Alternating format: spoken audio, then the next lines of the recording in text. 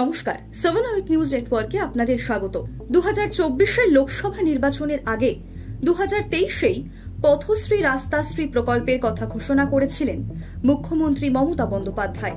তবে এবার ভোটের মুখে সেই পথশ্রীরই হতশ্রী দশা। মাত্র 4 মাস, আর এর মধ্যেই ফাটল ধরতে শুরু করেছে মুখ্যমন্ত্রীর সাধের পথশ্রী প্রকল্পের মাধ্যমে ঢালাই হওয়া রাস্তায়। সূত্রের খবর, খড়দহের বন্দিপুর গ্রাম পঞ্চায়েতের অন্তর্গত লাল ইটখোলা আনন্দপল্লী এলাকার রাস্তার কাজ শুরু হয় গত বছর 29 এপ্রিল, আর ঢালাই করে রাস্তা মেরামতের কাজ শেষ হয় প্রায় 4 মাস আগে। তবে স্থানীয়দের অভিযোগ, যে ঠিকাদারি সংস্থাকে এই রাস্তা তৈরির বরাত দেওয়া হয়েছিল তারা নিম্নমানের সামগ্রী দিয়ে কাজ করায় এর মধ্যেই নবনির্মিত রাস্তার বেশ কিছু অংশে ফাটল ধরেছে। ঢালাই রাস্তার বিভিন্ন অংশ এমনভাবে উঠে আসছে যে হাত দিয়ে তা সহজেই তোলা যাচ্ছে। তাই যে কোনো মুহূর্তেই বড়সড় কোনো দুর্ঘটনা ঘটার আশঙ্কা করছেন স্থানীয়রা। রাস্তা পুনর্নির্মাণ করতে হবে, এমনটাই দাবি করলেন তারা। এলাকার এক বাসিন্দা তারক দাসের বক্তব্য শোনাবো আপনাদের।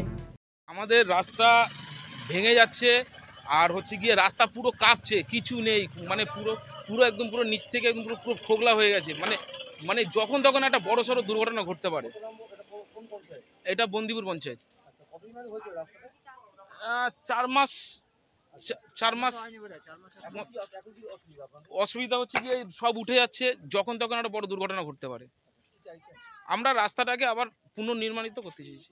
হ্যাঁ, পঞ্চায়েতকে জানানো হয়েছিল, তো পঞ্চায়েত বলেছে ব্যবস্থা নেবে না। এখন পর্যন্ত কোনো কিছু সেরকম ভাবে হয়নি। স্থানীয়দের দাবি, বন্দিপুর পঞ্চায়েত সহ জেলা পরিষদের অফিসে একাধিকবার ঠিকাদারি সংস্থার বিরুদ্ধে অভিযোগ জানিয়ে চিঠি দেওয়া সত্ত্বেও কোনো সুরাহা মেলেনি। তাই এদিন ভেঙে যাওয়া রাস্তার অংশ হাতে তুলে বিক্ষোভ দেখালেন স্থানীয় বাসিন্দারা। মাত্র 4 মাস আগে তৈরি হওয়া রাস্তার এখানেও বেহাল দশা প্রসঙ্গে বন্দিপুর গ্রাম পঞ্চায়েতের উপপ্রধান প্রসেনজিৎ সাহার সঙ্গে যোগাযোগ করা হলে তিনি জানান যে যেহেতু ঠিকাদারি সংস্থাটি জেলা পরিষদের তত্ত্বাবধানে কাজ করেছে, তাই পঞ্চায়েতের পক্ষ থেকে তাদের এই ঘটনার কথা জানালেও তারা এ বিষয়ে কর্ণপাত করেনি। তবে ইতিমধ্যেই পঞ্চায়েতের তরফ থেকে ঠিকাদারি সংস্থার বিরুদ্ধে জেলা পরিষদের কাছে মেল মারফত অভিযোগও জানানো হয়েছে। আর কি বললেন তিনি শুনবো।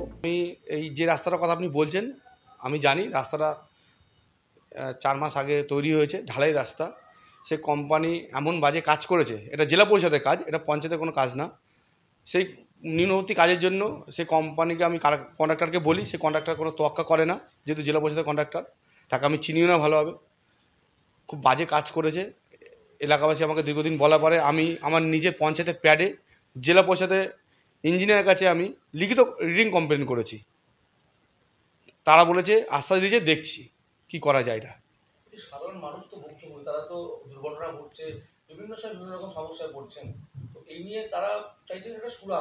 পঞ্চায়েতগতভাবে কি ব্যবস্থা নেবে? আমরা পঞ্চায়েতগতভাবে প্রথমেই ব্যবস্থা নিয়েছি। সে কোম্পানি এগেনস্টে আমরা লিখিত কমপ্লেন আমাদের আধিকারিকদের মাধ্যমে পঞ্চায়েতের প্যাডে জেলা পরিষদের যে ইঞ্জিনিয়ার আছে তার কাছে আমরা মেল করে পাঠিয়ে দিয়েছি। তারা বলেছে আমরা যে বিষয়টা দেখছি। সে কন্ট্রাক্টর কোনো মতেই, আমরা যখন বলেছি ভালোভাবে কাজ করতে, তার সাথে আমার একটু তর্কাতর্কি হয়, কিন্তু সে কোনো মতেই আমাদের। যদিও বেহাল রাস্তার সমস্যার দ্রুত সমাধানের আশ্বাস দিলেন উপপ্রধান, তবে লাল ইটখোলা আনন্দপল্লী এলাকার বাসিন্দারা কবে পাকাপোক্ত রাস্তা পান সেটাই এখন দেখার। খড়দা থেকে রাজাদের রিপোর্ট, 7 আওয়ার নিউজ নেটওয়ার্ক। আরও বিভিন্ন খবরের আপডেট জানতে হলে 7 আওয়ার নিউজ চ্যানেলটিকে সাবস্ক্রাইব করতে ভুলবেন না, কারণ আপনাদের একটা সাবস্ক্রিপশন আমাদের কাছে অত্যন্ত মূল্যবান। জয় হিন্দ।